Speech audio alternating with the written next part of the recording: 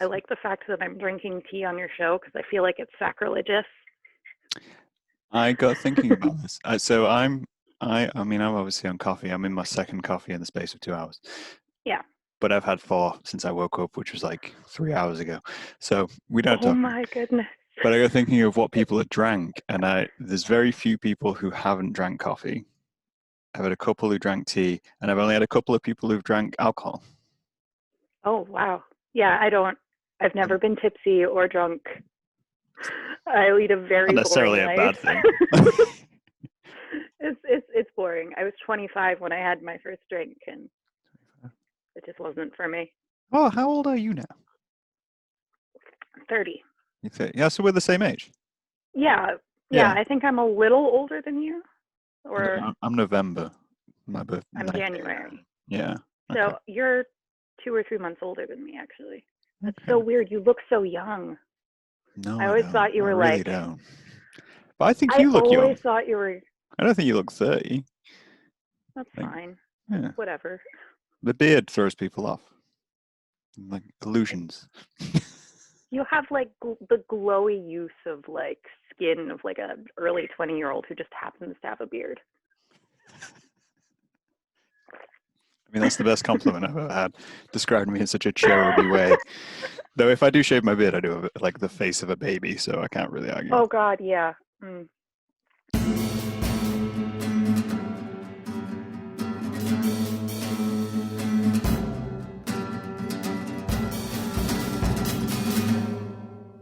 We'll kick this off properly then. So welcome to the Okay. podcast, Megan. Hi. Welcome. I'm glad to be here. It's I taken did us so laundry long. specifically for this occasion. I've noticed. I appreciate the t-shirt. There's a I lot of wear it a lot, like a lot. I love it.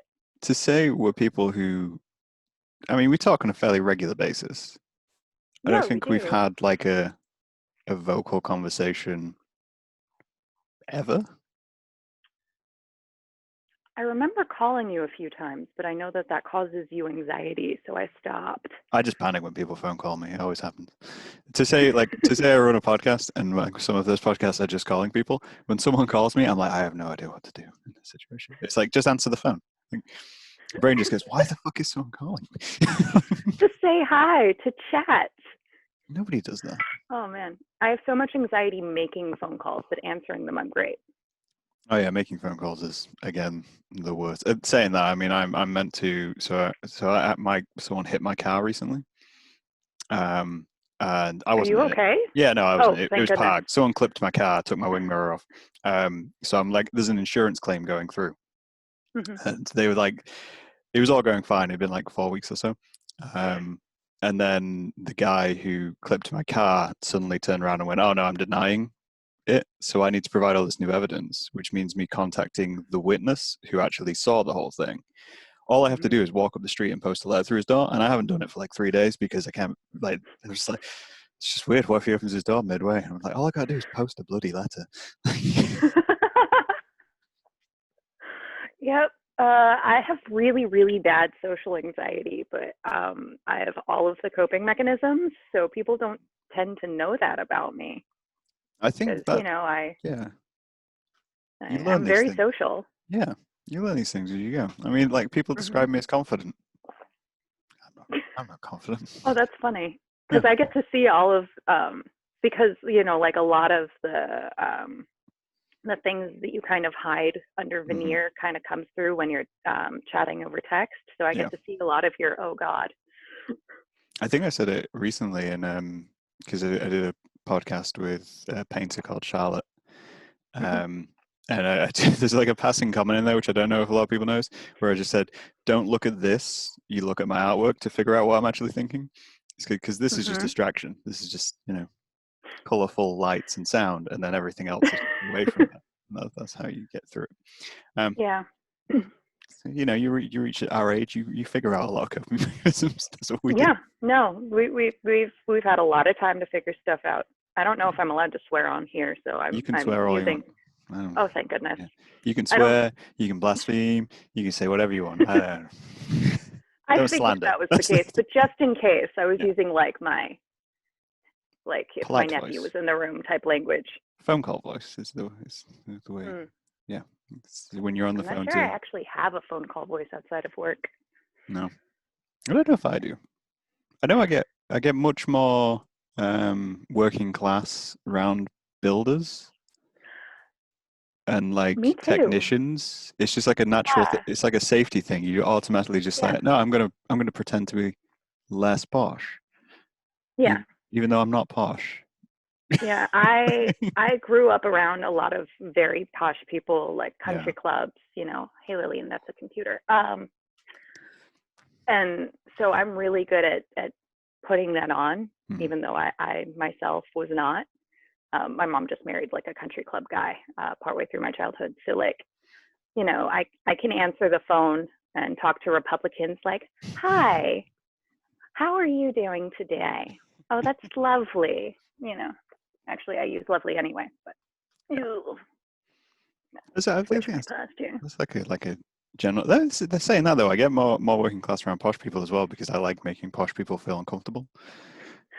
I, gosh, It's like you there's don't so know how many to things deal that with I it. can be attacked for Yeah. here that I try to make the person I'm talking to as comfortable as possible because I don't want to die. Yeah, I mean there's a well, words fail me. There's a solo podcast I want to do about kind of comfort and what I do being comfortable because my main life goal is to be comfortable. Like I have no other thing. It's like if everything I do is just to make myself comfortable, and then I work I like that. upwards from there. But I'll discuss that another time. But like so, whenever I put a tweet out the other day of what do you do when you meet a new person, what is your instant reaction to make them more comfortable being around you? And I realized the thing I do is I will automatically insult myself in one way or another. That I'll just make fun of myself, like because that puts people at ease automatically. Like whether it's just something small, I'll just say, "Oh no, don't worry about it. My house is a mess. Oh no, don't look at my hair; it's ridiculous," or something like that. I'll automatically insult myself, and that's how I make people feel comfortable. That actually makes me really uncomfortable when people insult themselves because I feel like I need to it puts me in a position of needing to take care of the other person. Okay, that's And interesting. I've been in that role my whole life. I just want to relax when I'm around people. Yeah, I find So like, it makes people feel better about themselves because it's like, for the most part, people are just like, "Oh, well, if they're not taking themselves too seriously, I don't need to." So then oh I yeah, can well relax. I just add a little bit of ridiculous and whimsy Yeah, into the conversation, and I feel like that's enough because it naturally happens anyway because I'm ridiculous and I love whimsical shit. Um, naturally ridiculous. That's a good tagline, right? yeah, a Yeah. lot of the things that I do that I found work at making other people comfortable, I came across honestly. Hmm. Um, so it's not even like I'm manipulating people. It's just, oh, the things I do naturally work. Cool. Yeah. Like people who don't hate themselves, I found if you just compliment the things that you like about them, Hmm. then like you're in. Yeah. Yeah. But if somebody hates themselves and you compliment them, that like it's so different from how their core view of the world. It makes them incredibly uncomfortable, and there's Hmm. no way. I like You have to complimenting like things. jokingly insult them, and I'm not very good at that. Yeah, I can. I think. I mean, I don't know if we, as a in like a nationality divide. Like, obviously, the UK, we have a long history of sarcasm. So you Mm. generally insult people anyway, regardless of what you're feeling. You're just Oh, there's like a 10-minute period of meeting someone new of where you figure out what level of insult you can lay on for oh them to be gosh. comfortable and you to be comfortable, for you both to just kind of sit there and go, yeah, okay, we're on the same page now. It doesn't, you can make fun of my hat. It doesn't matter because we're on the same hat level. Of This actually reminds me of my best mate. He's an artist, of course. course. Yeah, he's his main source of income because he's successful or whatever. And his mom died when he was fairly young, Hmm. and so he does this like your mom thing, and then whenever he meets a new person and they get into the your mom jokes, he's like, well, my mom's dead. And if the other person's like, well, then fuck your mom, then then he knows that you're going to be good friends. Yeah. And the first time I heard him and another one of my friends going back and forth, and doing that awful thing. I was like, oh my goodness, What have I this walked is into? terrible. I can't do that. I No. wish I could, but I can't. It makes me feel bad. I'm soft and squishy. It's fine. not It's not fine. built with that ledge of needing to find someone's barrier or the worst thing that ever happens to them and go, no, we can joke about this, right? Oh yeah. Casually on that. This brings us around nicely though. Like obviously you said we never really had a conversation, but I was trying to think how long have we actually been talking? I And it's been genuinely don't years. know. Yeah, I remember I was in my early 20s, and I genuinely don't know how I came across your videos, but I was just trying to like find ways to put more videos on my channel, because then it means that I didn't have to write as many letters to like notes on Facebook to update people on my life. I could just be like, watch the video. That's how I am. And I started doing response videos because I couldn't think of anything to do. And I think there's so many throwbacks that you can't even do response videos anymore. Yeah, I That's haven't not made a a YouTube thing. video in a long time because people I didn't know started following me, so I shut it down. Yeah, it's just such a strange thing because we met. If we say a decade ago, like as a round number, if you were in your early 20s, and In my early 20s, it was been a little less than a decade ago, yeah. yeah, And I don't think we started talking immediately after that. I think it was a while before we actually started talking.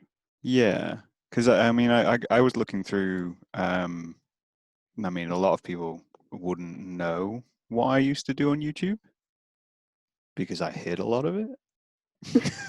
Oops. I'm um, just going to expose all your secrets. oh no, I mean it makes a lot of sense. I don't know any of them, but yeah. I was going to do I couldn't decide because I was watching some reaction videos because that's what you do. You watch people react to things. That's the world we live in. Yeah. And I was like, what if I did a reaction to me?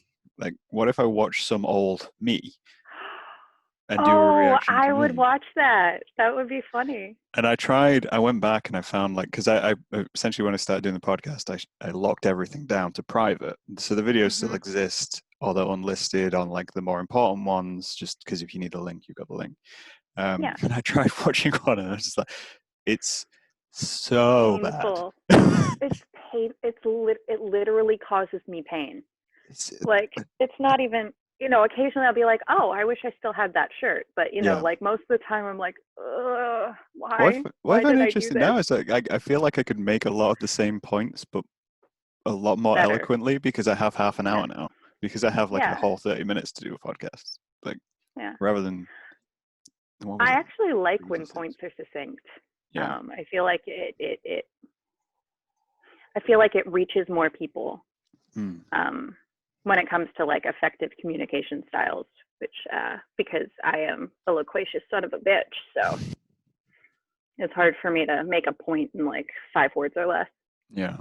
I think it was so strange. I mean, obviously the styles changed as well, but then I think YouTube content changed a lot. Because if I watch back the old ones, so obviously the main thing was jump cuts. You got to Oh have yeah. Oh my gosh, jump cuts were. space I between would still do words. jump Like cuts now. I don't care what the styles are of the day. I find something I'm comfortable with and I'll stick to it. it's the style's reactions. Yes. That's the Well, new yeah. style. Because I don't even, I think there's only one YouTuber I watch who I used to watch, like all the way They're back all then, doing other things now. apart from the one I watched, which was Wheezy Wayo. Yeah. And I just keep watching Oh, him. I just Weezy Waiter still does YouTube videos? he does, but he essentially Excuse me. he evolved what he did, which is I thought was interesting because most people like they jump from one thing to another, one product type essentially, whereas he just kept making videos and then his style slowly developed with his life. So now he does longer videos on specific topics, but it's still got his humor in it. That's awesome. Yeah, but it was just like absolute madness. But then yeah, we met via YouTube. medium which Yeah. we're on right now. Yeah. Just so Video. strange.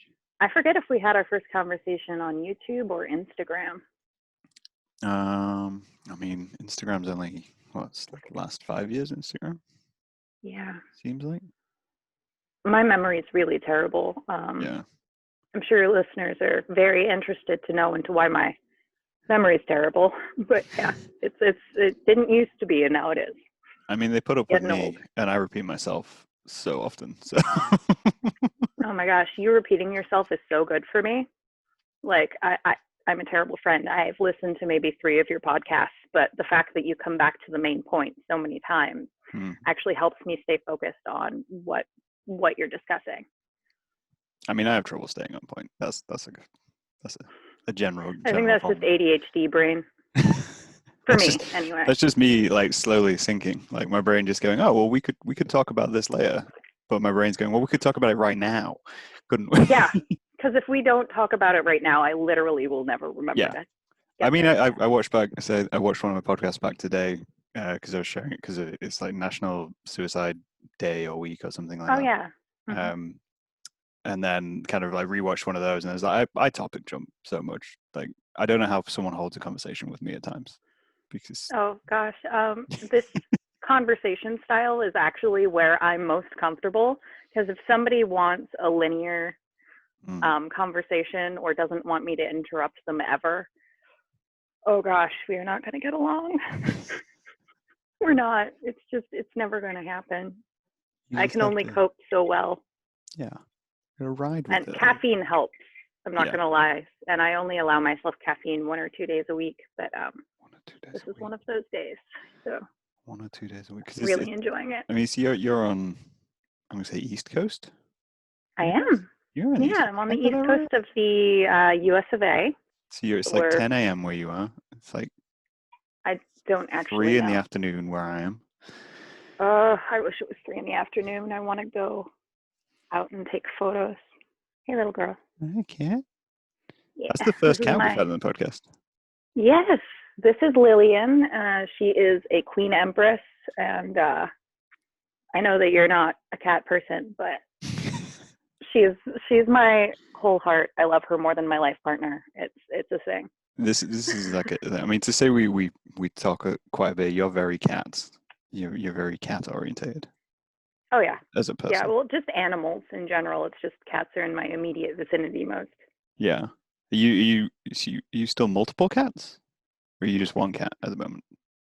Oh, Cleopatra is upstairs. She is technically my life partner's cat, but I've stolen her from him. Technically, but we all know who's in charge of the cat situation. Yeah, I'm mama. I feed the cats. I take care of their litter boxes. I make sure they have water. I don't know if I could live with a cat. My life partner's allergic. This just seems self-defeating. It's your partner's cat, but they're allergic. You look after the cat. So you're maintaining the allergy. Yeah. Well, he loves Cleopatra more than he loves me, so we're on the same page of priorities. Right. I think it's why we work. So it's like a tryst with a cat involved in between. Yeah. I don't know. It's just, I don't know. I feel like cats have the same problem. Well, not the same problem, but the same problem in my head as like babies do. There's an independence level, which I'm not comfortable with because I can't tell what they're thinking at any one time. And that terrifies me. Pretty good at knowing exactly what my kids are thinking. Look at that face. There's just like a glare of, I don't know, could be positive, could be negative. Well, she's not terribly comfortable around men, but she can't hear your voice. Okay. But so right now she's just she wants to play. So she's looking for something to play with. I'll play with her after the podcast. Do you get along with dogs? Oh yeah. Yeah. I take care of them professionally. Yeah. Yeah, I'm a pet sitter. Yeah. I own my own pet sitting business.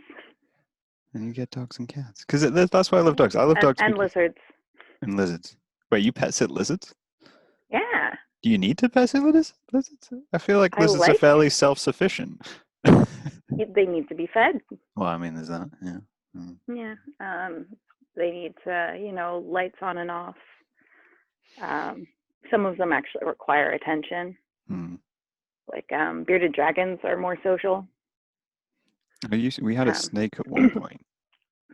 oh, I love snakes.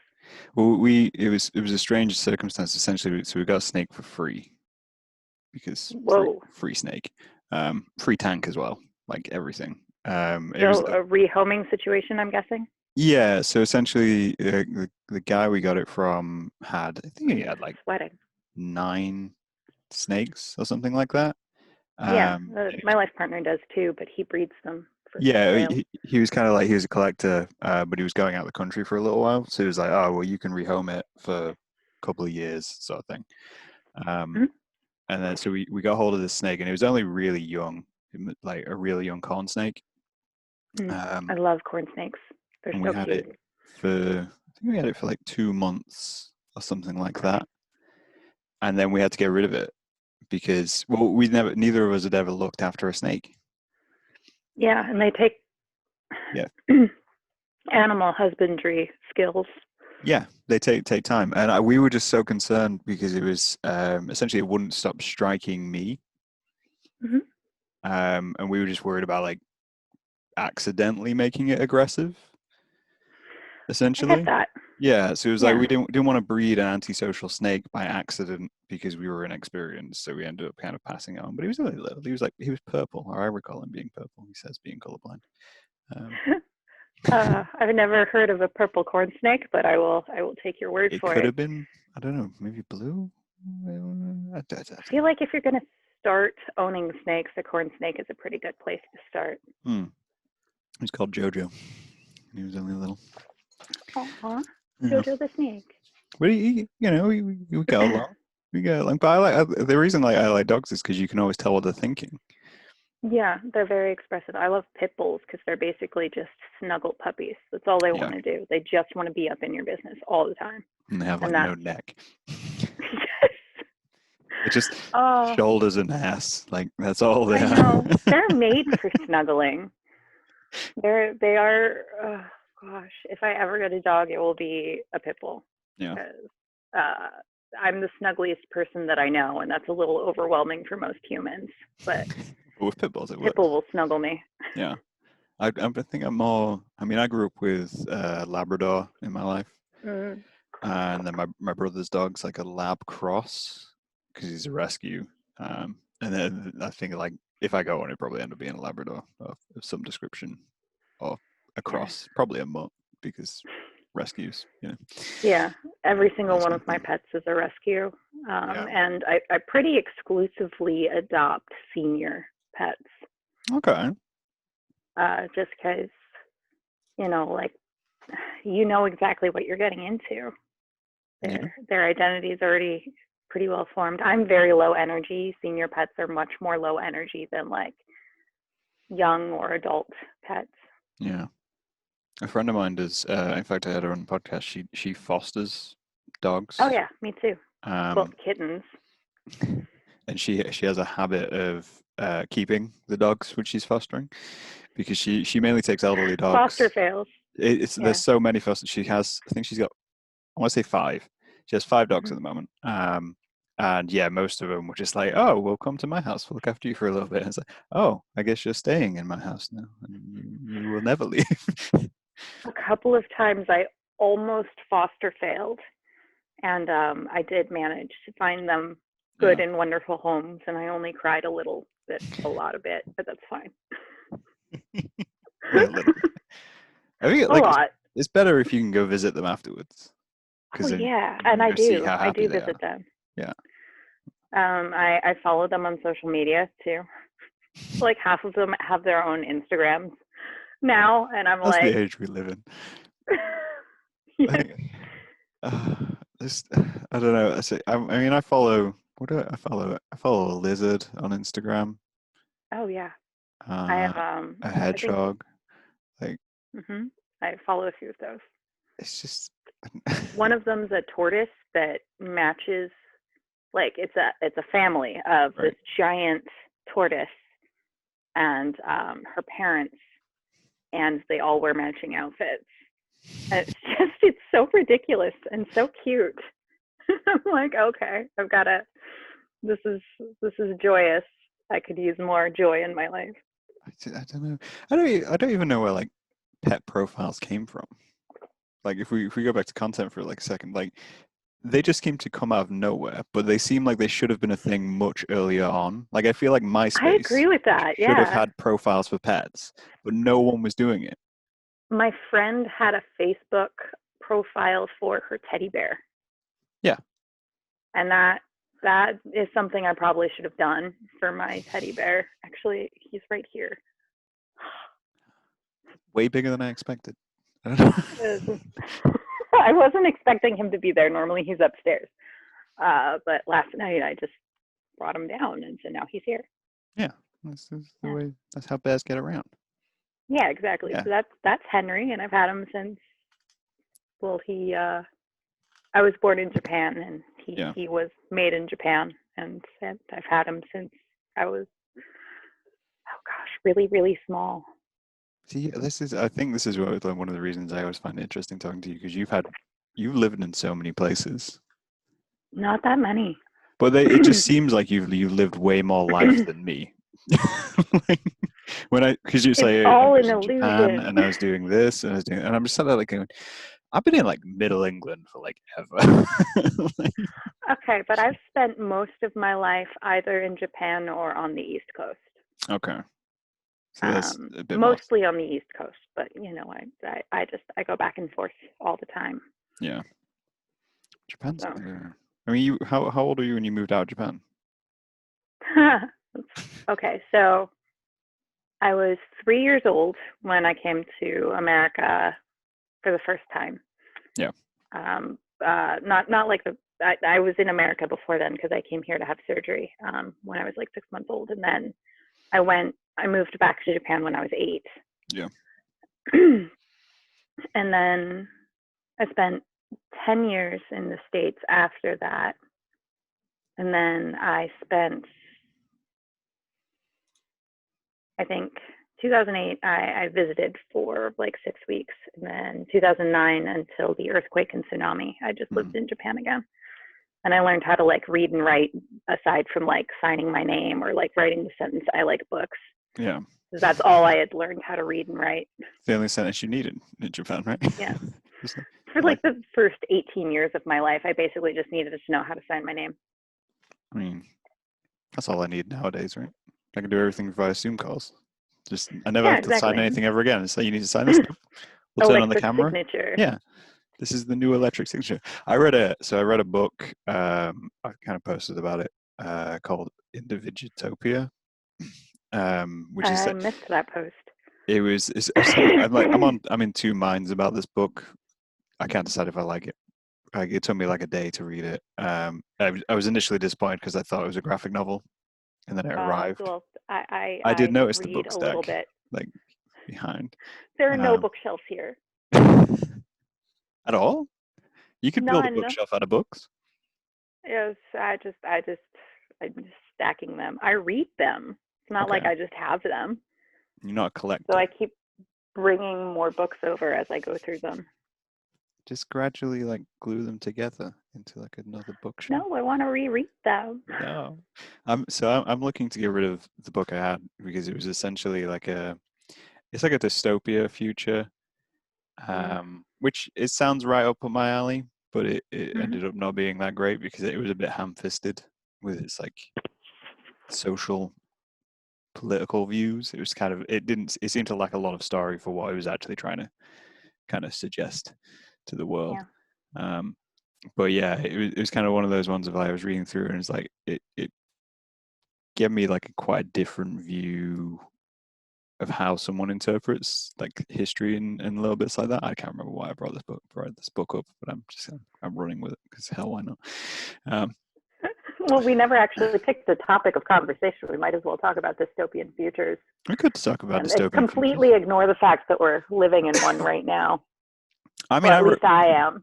Hey, I mean, you're probably doing better than I am. I'm in the US of A, and I'm trapped. You have a much more, I guess, for the world, like visceral dystopian future. Mine's much more subtle. Like the dystopia future I'm in is much more. I wrote my dissertation about this. Really? Why have I never read this? Because it's written by me, so it's barely legible. I seriously, I've read the dissertation of so many of my friends, and I always enjoy it. Because I wrote a book about potatoes, which was much more interesting than my Oh my gosh. dystopia book. You ended up sending me 6 copies instead of 3. Did I? Yes. I don't feel like I did, but at the same time, oh well. So I owe you money. No, you're fine. But That's I'm how you definitely get going to copies give of some Potato away Pea as to anybody gifts. listening. Like, Oh my gosh, it's so fun. yeah. It's adorable and it's fun. I've read it like 3 times now. I just keep going back to it. I've destroyed one of my copies. So, maybe that's why I have 6. Yeah, that's why you need 6. I mean, who knows? If we ever meet in person, I'm buying you a cup of coffee and I'm having you sign my completely destroyed copy. Okay, I can live with that. I can live with that level of comfort. I'm now like going into my orders to see how many you ordered, and I feel like you ordered 6. I'm just checking that. I didn't. I ordered 3. Let me see if I can find you. When was this? I Oh, you did order pre-ordered. 3. So, yeah. Oh well, you got 6. This is how you get copies of my work. I just give it away. That is a general fact, If I wasn't so though. broke, I would have sent you money by now. I mean, how did you get your T-shirt? Did I just you give just you sent it? it to me. Exactly. Yeah, and you wouldn't give me your PayPal information. I literally spent 3 hours Googling you, trying to find your contact information. I sent a message to your mom over Facebook asking for it. She never went back, messaged me back. And somebody who was on your friends list that also lived in Lincolnshire, because I was like, maybe this person knows. Right. And they emailed back or Facebook message back. They're like, I don't know. I'm sorry. And I was like, God damn it. That is a driving force of how do I pay Graham? Like, he never asks for money. He constantly just gives me stuff. We'll reciprocate one of these days. One day. Maybe. And then I'll just slowly put money in your bag when you're not looking, so it balances out. You'll receive just some random piece of art which you don't know about. Well, see, that's how I'm going to end up reciprocating. I'll just because I craft. Yes. And I have some leftover black Ethiopian old bolt that I don't know what to do with because it's so expensive. It's the most expensive material I've ever worked with. It's like $75 a strand. And I got 3 strands. And I have just a little bit left over. And I don't know what to do with it. I don't, because it's not enough to actually make anything with, because they're so tiny. Yeah, most of the materials I ever work with are cheap. That's one thing. Like one factor which always plays into everything I make is like whatever I work with has to be cheap. 99% of what I make is super cheap. I'm not gonna lie. It's just it was special. Yeah, it was a special thing. Yeah, I think in fact the most expensive, if I think pound for pound of what I've made recently over the last 2 years, the most expensive thing I bought was I bought some Bible paper. Oh yeah, that stuff's way more expensive than you think it's. Yeah. Oh dear goodness, going to be. And it was like it's so thin. Well, this was my thought. So essentially I made a zine, which is essentially meant to be the antithesis of Null Point. So really, so Null Point obviously is anonymous. It's mass contribution, and I give it away free. It's essentially just a leaflet with weird ideas. Someone asked me about Null Point the other day and asked if it was meant to be hugely I don't know what's the word, aggravating or like liberal, essentially. And all I could reply was, well, it comes from contributions from the public. I can't control the content that much. Yeah, well, you can a little bit. Yeah, I mean, I curate it, but I can only go on what I have. I can only curate what I have, and I try to present both sides. But off topic again. So what is the topic? But I decided to make. Obviously, it's mass produced as well, so it's like I print however many issues I want to print of it. Whereas this, I was like, well, I need to make something which is the opposite of that.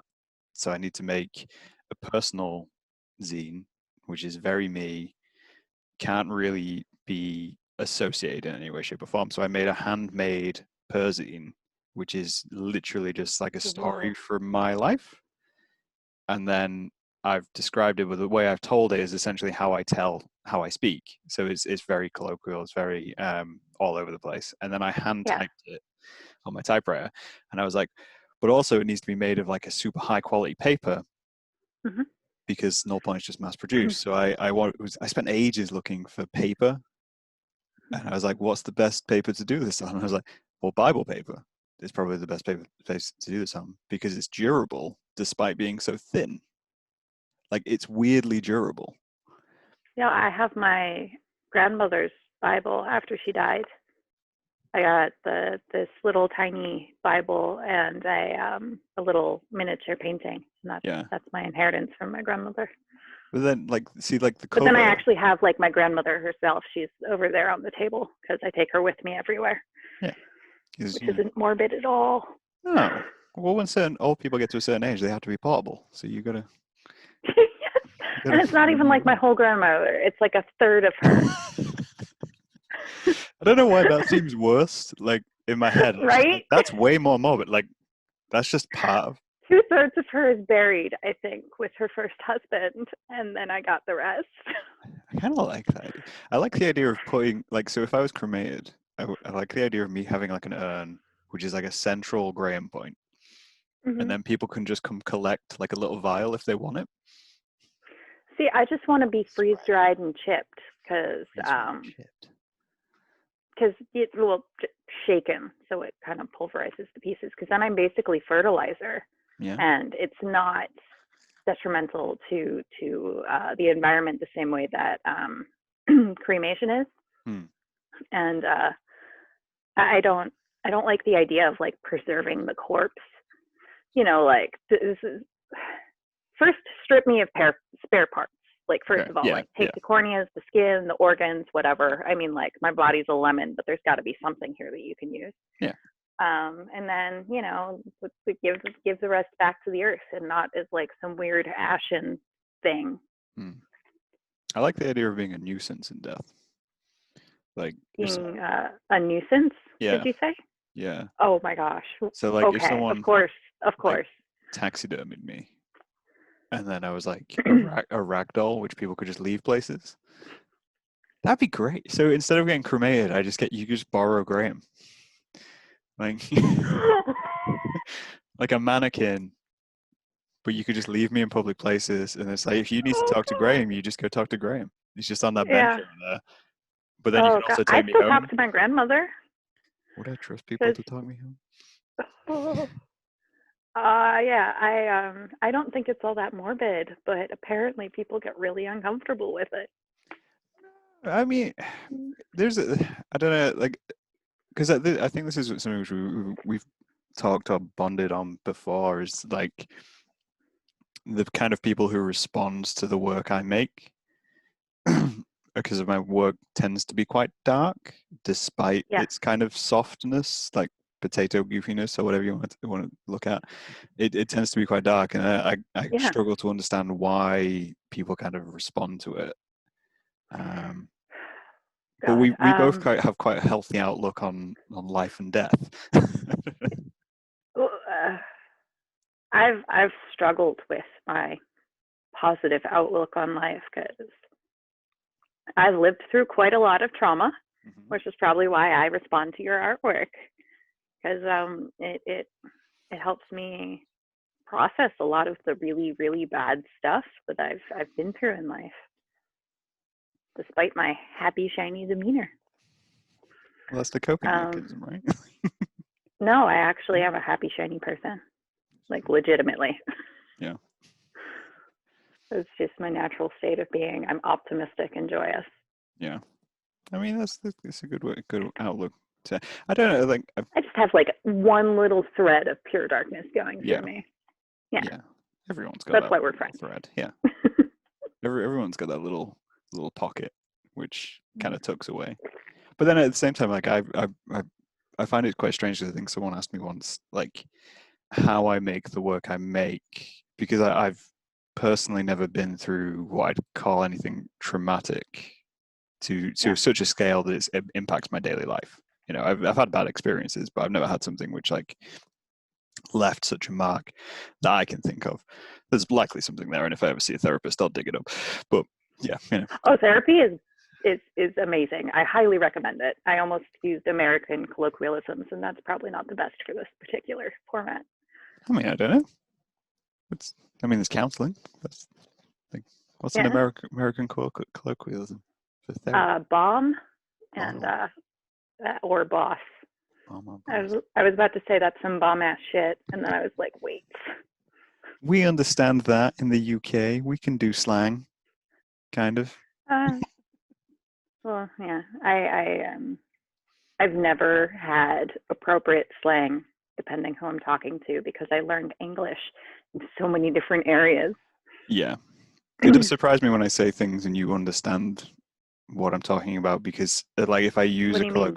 well like if I describe like a product or I'm talking about something casually which is very British, like if I like I mention biscuits Yeah. and they're like a brand of biscuits and then you carry on like the conversation like you know what I'm talking about, whereas I talk You to a mean lot like of McVitie's yeah or like that, something? Yeah. whereas like I can talk to a lot of Americans and mention something like that and they'll just glaze over like they have I no think, idea. okay, so like a lot of the international markets back home have like it's not, there's like the American section and then there's the British section. So like a What do lot you get in of your British section? I'm curious. Like if you go to a supermarket and there's a here, British, yeah, what do you get in a British section? oh, What's we cliche? don't have British sections here. We literally we have the most racist. It's so bad. So like we have like the ethnic aisle and Oh, we call that the then world like food the aisle. Asian section and it's like, "Oh my god. It's so bad. It's so bad." I Seriously, if you ever come to the US of A, I'm taking you to a grocery store and we're going to go down that one aisle that has like I love the you're idea going of to going to a laugh. grocery store But in the but US. back home we have like there's National Audibly that's National. I think about an hour away from where I lived in Japan, and that had like a German aisle and a British aisle and an American aisle. So I recently did a snack exchange with with two friends who live in San Diego. And So we sent each other I like still have those chocolates for you. It's just I can't get to the post office. that's fine. The I first mean, round melted, so I had to rebuild the collection. with the first round melts, you just melt it a little bit more and then you dip stuff into it. But Oh man, I should have done that. I just ate the melted chocolate. or if you get cereal, you can make Rice Krispie cakes. Ooh, No? no, What's wrong no. with Rice Krispies? No, it was not with the chocolate that melted because it was mostly coffee flavored chocolate, Oh my god, and coffee flavored it would have Krispies. been the worst texture with the Krispies. We don't really have coffee flavored chocolate in the UK. That's why I got you the coffee flavored chocolate. That's weirdly, that's just never occurred to me. That's not really a thing. We do a lot of coffee cake. Well, But, I actually live really, really close to uh, the factory that makes Hershey's chocolates. okay. So I just went there and I found because they'll sell things at the the store there that they don't sell anywhere else, Yeah. like anywhere in the world. So I just went there and I found like all of the weird like Hershey Kisses that were like Yeah. coffee flavored and stuff. And I That's was like, this is gonna be. And then there are other local things like there's Premise Made that's an hour or two in the opposite direction. That's like a local chocolatier. that's crazy. Very good. Yeah. Yeah. I mean, so saying about friends in San Diego, but they're both of them are Asian. Mm-hmm. So I didn't actually get sent any American food. So Oh they sent no. me loads of stuff, and it was crazy, but it basically all came from the Asian supermarket. So I got like there's like a mayonnaise which has a baby on it, which is like like a Kewpie? yeah, like they sent me that, and Yeah. then like some like curry flavored crisps and different bits, That and stuff's good. I got a tiny cat toilet, Oh my god, that's adorable. which when you lift the lid, like has a different cat face. Oh, that's very kawaii. But it's like it's strange because it comes with like a I little tried to pack say of that in the like most American accent I could. kawaii, but it comes with like a Yeah. tiny sugar thing which you pour into the toilet to drink it. No, wait, let me read that quick. Okay. Don't know if you I read that. can't tell if that's mo or like if it's motsu. But I mean, this and then one's strawberry. it's strawberry Or was it? flavored, yeah. Yeah. It took me a And while to figure then that out, to say there's a strawberry on the front. oh yeah, well yeah, I can read that. Yay. Yeah. But yeah, they sent me like loads of stuff, and I was like, "This is so strange. We've done like a snack exchange, but I got nothing from the US." I'm trying to give you like actually now that I've mentioned Hershey and Premise Made, people can figure out that I am in Pennsylvania, in Amish country. Pennsylvania, Amish. See, this is a strange thing because I've been recently rewatching X-Files because why Of not? course. Yeah, it's I've never seen it. it's on Prime. It's available. So I was like, okay, I'm just Oh. going to rewatch all of X-Files. And I find it very hard to figure out where they are at any one time because they move around the country like every episode.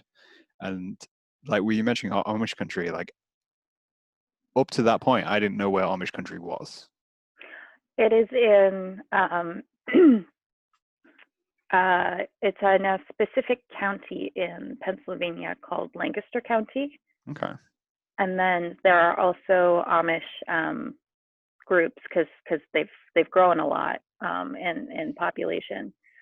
So I think that there's also Amish communities in Ohio Mm-hmm. and one other state. I But don't know why. I just assumed Nebraska in my head. Like I assumed that was I like don't Amish think country. so. Maybe it's just because I No. associate Nebraska with farms, and then I associate the Amish with farms. Oh, maybe. Maybe. But yeah, I actually went to a Mennonite boarding school in Lancaster County for the last 2 years of high school. Mennonite boarding school. So like all of the white kids who were local, Yeah. like just went to the school normally as like a day school. And then there was an international dormitory where I lived, and I was the white kid. The white kid. Yeah. So yeah, And I think this is why I find like the US fascinating is because there's so much space in the US. oh my God, so much. You've got so Back many home, I'll have pockets. like exchange people who like were living in the US, and they'll come back to Japan, and they'll be like, I'm trying to translate these conversations in my head.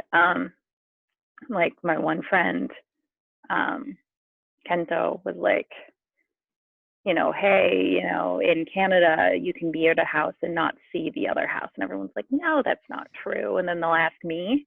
Yeah. I'm like, no, yeah, that's true. You can be somewhere and like drive 10, 15 minutes and not see a house for. Yeah. And like they think we're pulling their leg. That's a nice little British quote, British idiom. No, it's strange because you've got you couldn't have the Amish in the UK because there's just not space for them. Like, yes, you could have like a family who have those values, but you couldn't like own land and have an Amish community. You would have to literally be a family and then move other families in around you to dominate space. Kind of like when you do with like a religious community. They do here. Like They have space around there. Like they have fields. Okay, so and like stuff. if you see, yes, of course, with the farming and everything. Yeah. But like if you see Amish houses, they're like all of the neighbors are well, they call us English. Yeah. You're either Amish or English. There's nobody else. So strange when you're in Pennsylvania and like. Yeah. So I've been called English, which is interesting for me. But I always like the idea of coming to Pennsylvania and reclaiming. They have like these green shutters. Yeah. That's like they're signaling like this is an Amish home. This is an Amish home. Yeah. I always like the idea of coming to Pennsylvania and reclaiming parts of Pennsylvania just to annoy people. I genuinely want to see how that goes down. Read the room before you do that. Yeah. There are some people here who get violent, like a hair trigger. Yeah. Like hair trigger violence, and I keep forgetting that you're tall, so you might be able to get away with it. But yeah, I do have a large advantage in that I am large. That's it does I'm benefit. tall too, but I'm also very slight. Yeah, I'm large and I appear dumb. So yeah, Again, it's distractions. Yeah. Yeah. I can Well, walk into it's rooms and pretend to be dumb. That's the way. it's been a very long time since this happened, but I've had a lot of people assume that they can push me around like Yeah. physically and then be very shocked when they're in a lot of pain very quickly. Yeah.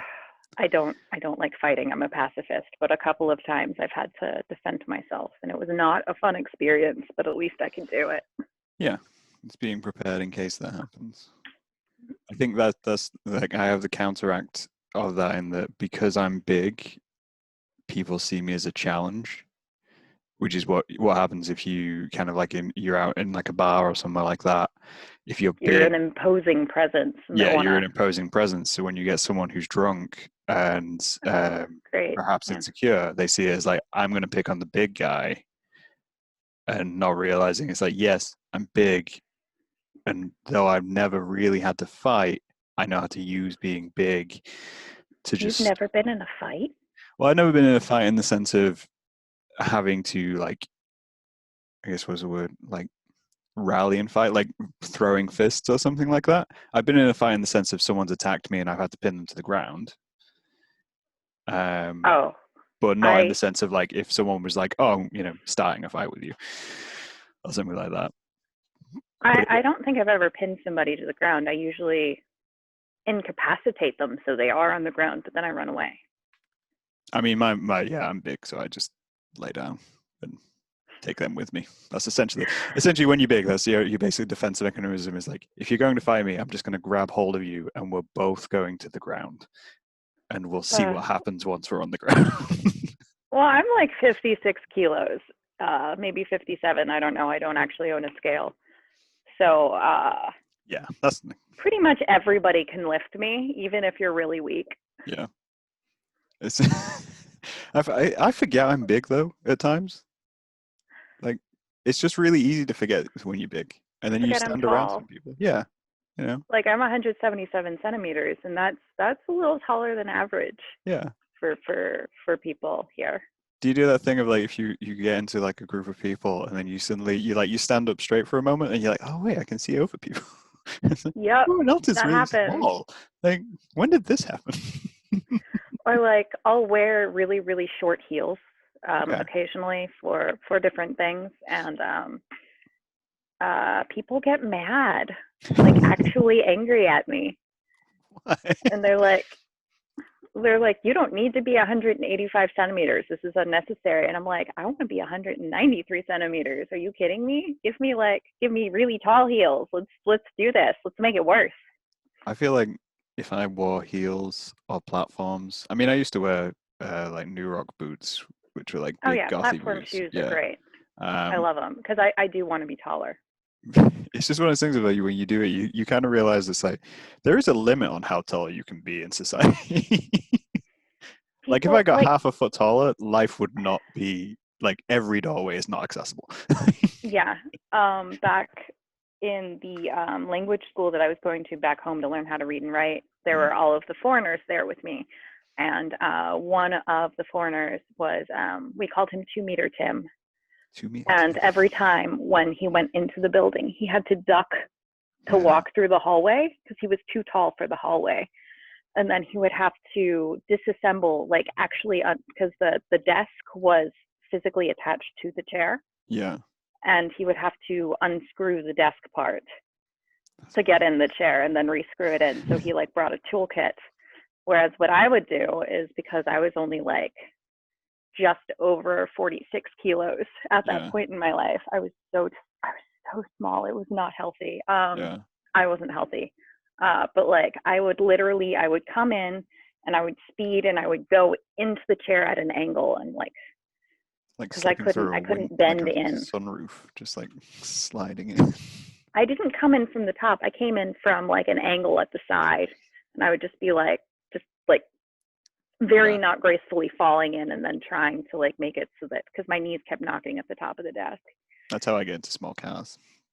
Uh, Someone presents me with a small car and I literally just fall in and then I'm just like, yeah, when we get out of this very car, it's old like, oh, Japanese buildings are not made for tall foreigners. So like honestly, for my coming of age day, uh, because that's the thing.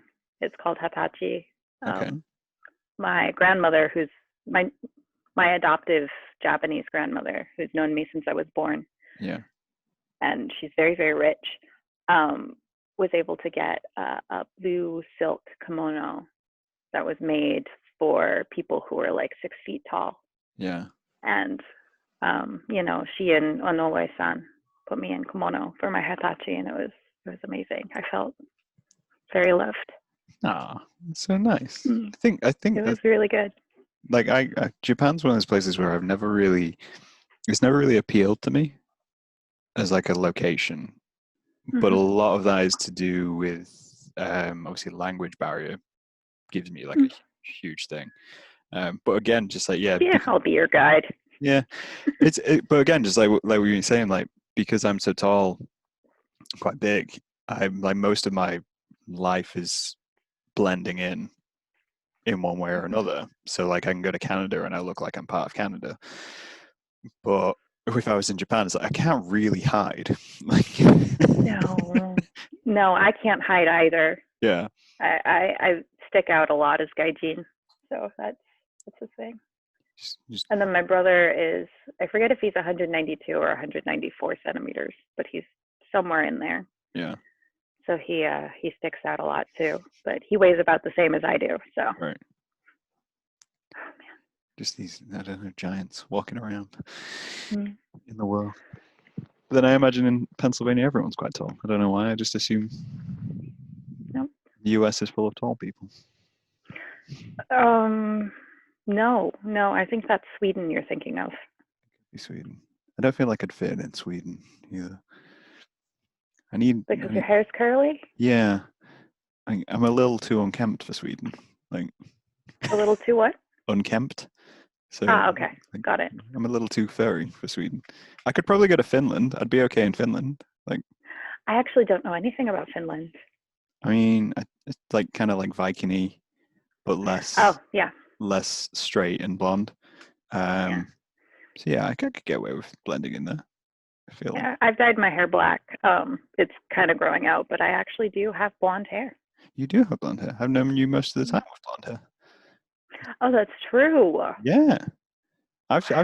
This is the thing. I've seen looking back on the video, like I don't feel like I've changed, obviously since like 8 years ago because you do. As one does. Yeah, my beard's bigger, my hair's bigger, but essentially I dressed exactly the same as I did back then. I haven't dramatically changed, but we've seen different versions of one another through a long period of time, which is interesting. I feel like you're a lot less morose now. You're very dour for such a long time. It's because of the jump cuts. It makes me look. I get to cut out all the fun videos bits. you would have. I feel like it was very practiced. This low voice meant to be kind of creepy. And Still do that. Sometimes I couldn't, and I'd like shut the video off halfway through. I'm like, okay, I appreciate the content, but no, this is going to give me nightmares. It's to put you to sleep, right? Like I've been told my podcast is good to go to sleep to. Yeah, I've been told that about my bedtime stories with Auntie Marcus series. Yeah. I don't know why though. I feel like you have a very calming and soothing voice. I do not feel like I have a calming and soothing voice. I don't know. I feel like it's annoying. No. It's got a nice what's the word? Like a lilt to it. Because a cadence? Yeah, like a cadence. Because that's the thing you hear a lot in the UK when we talk about people in the US. Is that the American twang, as it's called over here? This is a very practiced accent for me. I have several others. But it is very much, you got a very, I don't think the word is soothing, but comforting, like twang to the accent. It's not so abrasive. Like if I'm talking to my family, I'll start speaking a little bit more like this. Okay. So you get a little bit more. They're Southern. Yeah, Southern in it. So I try and have a Northern accent because you get, you're perceived as more intelligent. You're perceived as, you get more job offers. Yeah. and then when I'm back home, sometimes I'm talking to people who have your accent or other ones from around the country, and my voice will actually slip into a very, very poor pseudo British accent, and it's bad. I mean, it And then can I'll be say worse things like than my no. American accent. Yeah. Yeah. I don't Oh, mind. I would love to hear your American Oh accent. God, That would be amazing. nobody wants to hear my American. I think I did Oh no, maybe. I do. I think I did one at one point in I did a video about accents at one point, and that was Oh, I need to terrible. watch that. Oh no, so the video I made for that. I'm just remembering as I lived through it. I'm never going to rewatch that video because that'll be like a cringe and a half. Oh, I want to cringe. So Send it to me. there was another, in fact, another Oh dear. YouTuber um, who I knew for a very long time called, I think she's called Ollie Golly Molly at the time. Yeah. And she was watching one, but she made a cup of tea in a microwave, and I got very offended. No, my life partner does that, and it drives me nuts. So I made a rebuttal video, which was how to make a proper cup of tea, but I did many English accents throughout the entire thing, and it's so bad because I am not suited for accents. My accent is ill-placed anyway because I don't have a proper accent. You do, though. You're constantly saying, "Oh, I don't have a cute British accent," or like a proper British accent, or whatever it is that you say. Come to America. Yeah, People will jump you for it. in They're America I Anglophiles sound here. English, but in England to other English people, it's obvious that I'm ill-placed because I don't sound Southern. I get that. Yeah, like I don't sound Southern because I don't have a proper, for lack of a better term, posh accent. But I don't sound Northern because I don't have a strong enough accent to like surround words around. There's a lot of colloquialisms, a lot of slang which go in with Northern accents. Because I'm Midlands, and from a very specific part of the Midlands, I have a bit of both. Okay. Yeah, I So get that. yeah, whereas it like in the US, obviously I just sound English. There's someone told me I sounded American at one point. That I don't know how. I think it has to do with your demeanor more than anything. Well, I'm just like I don't know my demeanor. Okay, so like I've met people who are very like they have like a Scottish or an Irish accent, but they have the demeanor of an Australian. Okay, yeah, I could see that. Like just very bawdy, and it's like of course if you're Scottish or Irish you can also be bawdy, but like it's a different kind. There's a confidence which comes with Australia, which I don't know if Yeah. it's just because, like, I mean, obviously we said like people far apart from one another in America, but like in Australia, that's even more prevalent. And I feel like you have to have that confidence to live in Australia. Just like you're Oh born and it's gosh. automatically yes. So if I want to do anything, I'm going to have to go talk to people. So. Yeah. My sister, my Japanese sister, we adopted each other. It's just something that happens in my life. I get adopted or I adopt people. She married an Australian. Mhm. And now my niece, because they moved to Australia after the earthquake and tsunami because of the whole Fukushima thing, Yep. the nuclear whatever, they wanted to protect Coco-chan. So now Coco-chan speaks English, which is jarring for me in general, but she does it with an Australian accent, and it just, oh my gosh. Because like at first she wouldn't even recognize me if I spoke English. She could only recognize me if I spoke Japanese, and now she's just, oh, she's so big. She's 11. Ugh. It's just yeah. I mean, we said we didn't pick a topic for this podcast, but we've mainly done like a culture exchange, which is it's nice. Yeah, I'll take it. Why Culture and not? conversation. Yeah. I mean, we're as we say, we're living I'm very not the most different lives. cultured human being, but But then that all depends on what you classify culture as. Because to me, like I find America fascinating, but I find very specific parts of America fascinating. okay, So, like expand on that. I find Texas fascinating Oh my gosh. because it's so far removed from the UK in every way, shape, or form. I look at it and I go, this is I just need to know more. I need to know, like, I don't want to be involved in it. I just want to know more about it, because from the outside, like, not being in the US, not having any upbringing which even remotely gets close to it, it's like suburban America fascinates me, because suburban Oh England God, is so different. suburbia is, oh, it's an Yeah, insidious culture. it is. But like, that's the thing, is it's that's to me, that's the culture. And I'm just like, that it's fascinating. It's like if you, when someone from the US sees Japan, they look at it and go, this is fascinating, because this is just completely different. It's just removed. See, but with Japan, a lot of the people who are fascinated by it are Mm. actually fetishizing it, Yeah. But then I guess and that's it's the really difference as well. uncomfortable. But then it usually, with people fetishizing it, they want to be in it. Mm-hmm. Whereas if you look at it, I feel like if you're looking at it from like a value of just going, okay, well, I'm just interested, like with me in Texas, like, it just, it's not something I'd ever want to be involved in, apart from maybe going to a cookout, because that sounds amazing. But I've like, never been to Texas, and it scares me. yeah, but the same with kind of like East Coast, Boston, Pennsylvania, and stuff like that. It's again, it's just I've so never far been to Boston. removed from like everything to say we're Mm-hmm. so similar. So I think it's Yeah, definitely a culture exchange. It just depends what you yeah. classify as culture.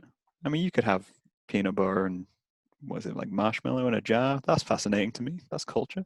You have peanut butter and marshmallow in a I don't jar? know. That's I'm thinking of disgusting. like, I love that. there's like a, what is it, Jif? Is that a brand? Oh, It's like, I think it's either Jif or Jiffy peanut yeah. butter. Yeah. I see the swirl things and I'm like, that's fascinating. You'd never get that on a UK shelf. I mean, that sounds like something we would have here. I'm just unaware of it. Spray cheese. I've never seen spray Oh cheese. my God. I I actually very purposefully got spray cheese that said American on it, just for giggles, and then I Yeah, tried it and it was absolutely awful.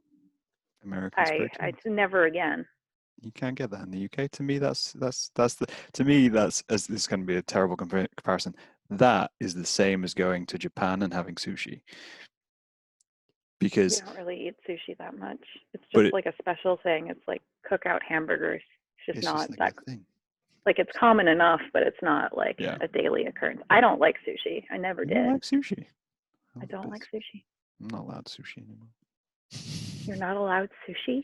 Well, I went vegetarian this year, so Ah, it'd be a lot of vegetarian I sushi, which is harder to get in the UK. well, that's actually what I used to eat was I have to translate everything before I say it. Cucumber rolls. Yeah, and I don't like So cucumber. that's what I would eat for the most part. But sushi and sashimi were never my thing. No. But like much more Japanese are things like miso soup, or there is no English translation for this as far as I know, is natto. Okay.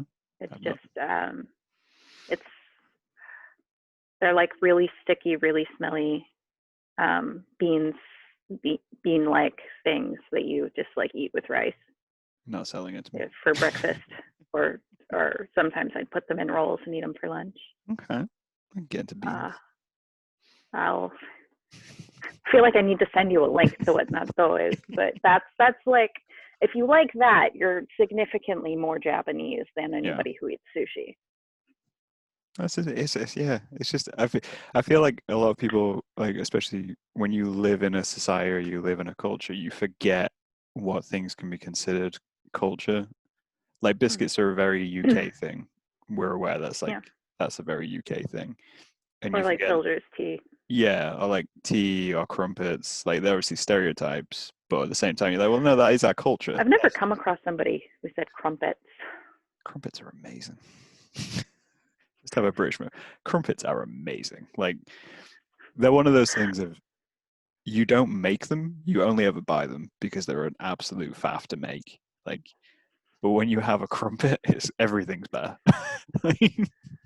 I'm gonna have to come to the UK specifically for this experience, because 99% of the reason why I want to travel is I just want to eat my way across the globe. I love food. That's the best way to do it. Yeah.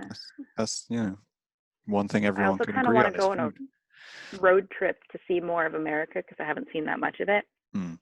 Um, and I think the way I'll map it out is to hit all of the major ice cream places. It's a solid plan. Yeah. Like ice cream tour of America. Yes. Would you have to have an ice cream which was like synonymous with each city? Yes. Yeah, that sounds good. I like the idea of doing that. How could I do that in the UK? We have ice cream, but I guess I'd have a crumpet in every place, but it'd be the same crumpet. Yeah, I feel like I should also do like a taco or burrito tour of the US. Like, I don't know, something a little bit more um, quintessentially American, like because we tend to bastardize foods, I was just and I about to say feel that like, you picked two foods which I associate with Mexico. It's yeah, the main thing for the see, US. for me, I associate those things with Texas. Okay. Well, Texas is Mexico. We just stole it from them. Yeah. Uh, Well, you stole but from like the US. Tex-Mex is a big thing here. Yeah. So like also sushi burritos. Okay. We have sushi burritos. It's a lot like the UK and curry. Oh, I Like love we're known, like one of our national for the dishes. curry takeaways. Yeah, Yeah, is a tikka the same masala. with That's Japan. We love our curry takeaways in Japan. So I yeah, feel like we're like sister nations just yeah. in that. It's just it's a that's how we joined Japan and the UK. So we don't need a trade deal. What do we have? We have curry. And We have yeah, curry and rice. we're not So going to good. involve India in this conversation. We're No, just Japan and the UK. Curry yeah. empire. They're my absolute favorite curry place shut down, Oh, and I am wrecked. It was called I think Samurat, okay. and it was so I didn't grow up in the church, but I started going when I was in my late teens, early 20s outside of the house, Hmm. because I left home actually I think when I was 16, but I started going to church when I was like 19, I think Okay. 18 or 19, and just like learning about the whole Christian thing Yeah. because I had zero basis for it. So I went to a Christian church in Japan that was like 2.5 hours away. Okay. Those Christian churches aren't all that common, but there was Well, yeah. a curry place, and I would go there, and that was my fun. I think mostly why I went to church was so that I could go to the curry place. It's Like the an excuse. reward, right? Like Oh, so good, go, yeah, so praise good. God and then get curry.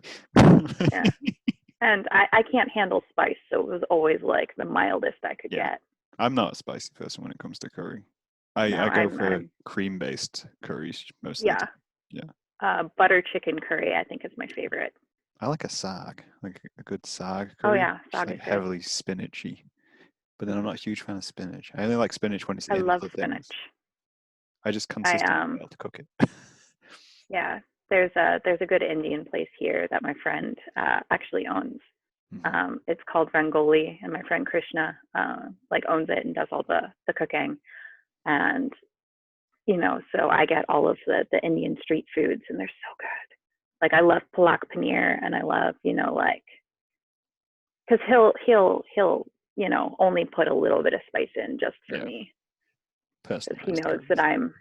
I'm stereotypically white when it comes to the amount of spice I can handle. I Yeah. feel that's a classic stereotype of white people of not being able to handle spice, yet consistently challenging ourselves to handle spice. It's like across Yeah, the I UK, don't. curries are huge. And it's like, no, we can't handle spice, but it doesn't matter. We just got to try. Like, And then my friend Quinn, she's as white as I am, but yeah, she has so much spice that she's basically a Korean just transplanted into a white girl's body. Oh my gosh, that girl. Oh, she scares me. She's just, like, oh, I just put a little bit in because I know you can't handle spicy, so just a little bit, and I'll take a yeah. bite. And I'm like, you're trying to murder me. No, this is unacceptable. It's I put less in than usual. It was just like 3 teaspoons of chili, not 7. She's like, oh, I only put a half teaspoon in instead of 12, Yeah, and I still can't handle it. it's a lot. I feel like that is the best way to tar a nation, though, is via food. Like if you're in a place, Hmm. food becomes the central focus. Yeah, there's so many places I want to go specifically because, like, the only reason I want to go to Las Vegas Mm-hmm. is because there are certain restaurants there that they only exist in Las Vegas, and it's like, See, I wouldn't think of Las Vegas for food at all. Like, it just oh, wouldn't come they to have. mind. Well, what do you think about for Las Vegas? Gambling. Huh? But when someone Yeah, mentions Las Vegas, we think gambling and I think. alcoholism. Yeah, I don't drink alcohol. I don't gamble, so I don't think of those things. I think of like the shows that they have, because Yeah, I guess, I yeah. like musical theater and like Magic. acrobatics and stuff, and Yeah. yeah, and I think of the it's known for their buffets.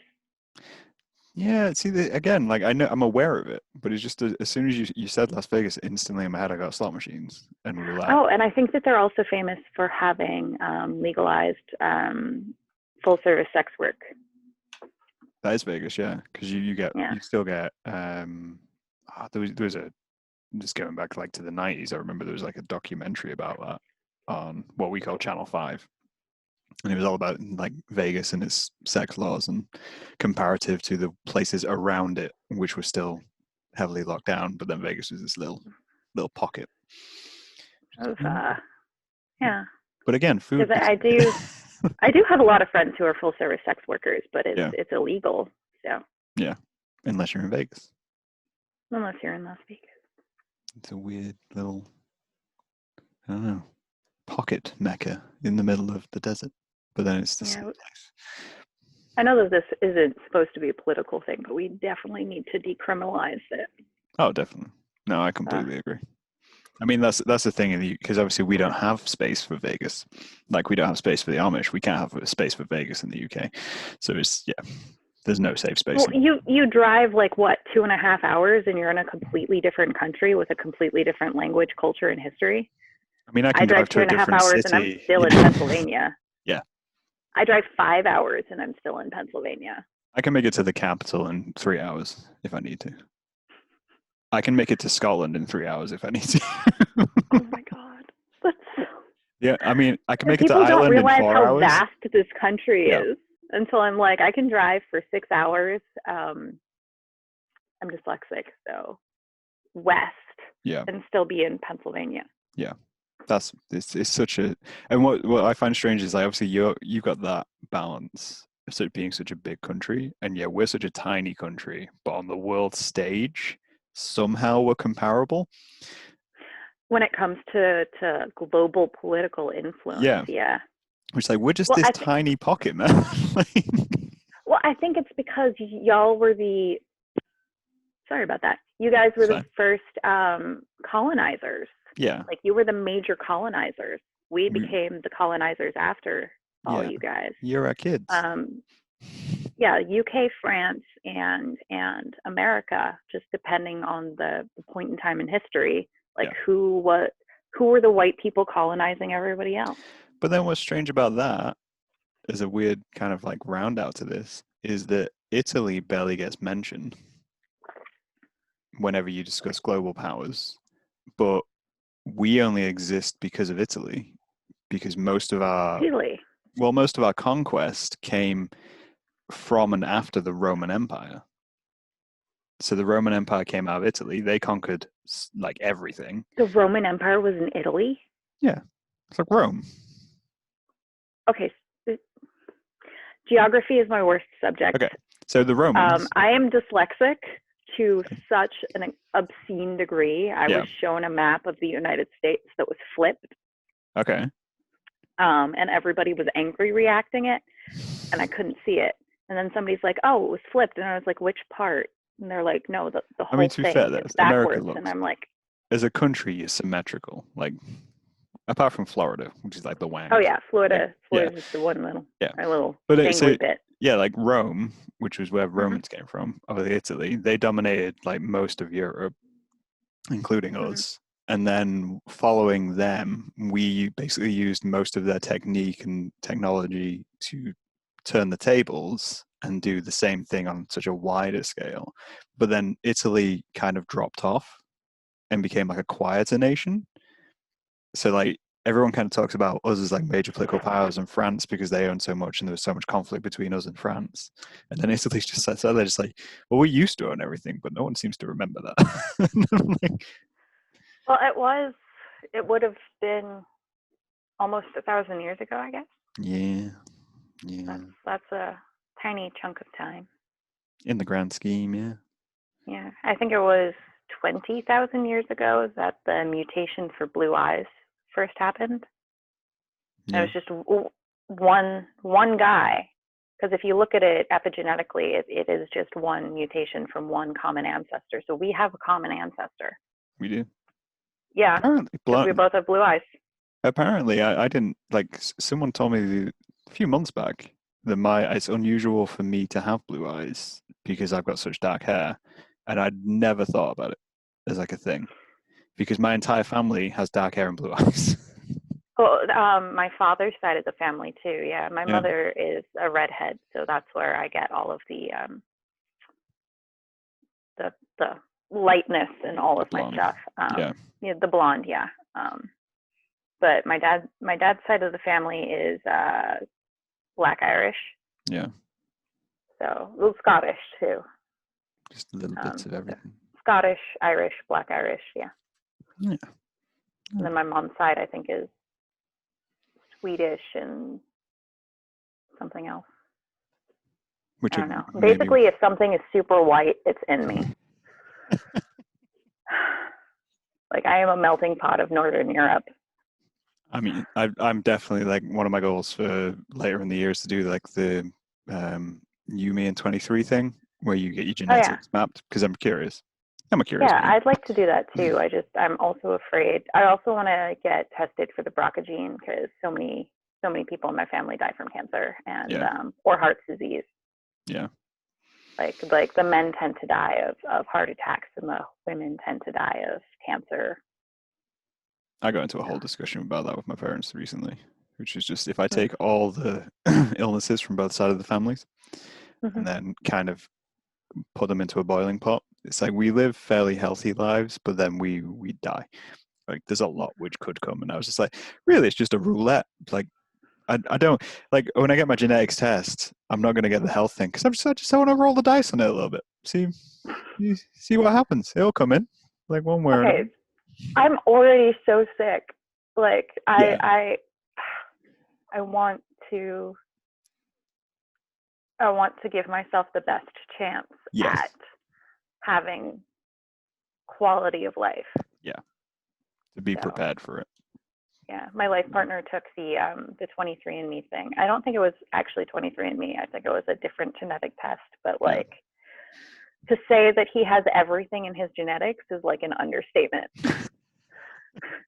Like he goes from like German, Ashkenazi Jew, Nigeria, East Asia, Southern Asia, you know, like Eurasia. Yeah. Like it's everything. But then like mostly he's Spanish. Right. But then like he's got everything else. Yeah. That's so strange. I mean, I think this brings us to a nice like round out point of our cultural exchange. See, we've been talking for a little while. But it's been lovely to talk to you. You as well. We should do this like without the whole world watching at some point in time. No, it has to be every single time has to be recorded. Yeah, we'll record it and place it into the world. This will become a little great. Yeah, just like the year-long catch-up of discussion of everything. Next time maybe I'll have glasses even. So you actually see things. And yeah. I mean, my theory is the cat stole them because. Oh, absolutely. Definitely. Yeah. Thievery was involved. Yeah. Yeah. But it's been nice cultural exchange and discussion of different bits and bobs. Sounds good. Well, thank you for talking. Have a good day. And and have the rest of your day because it's still early for you. Yes.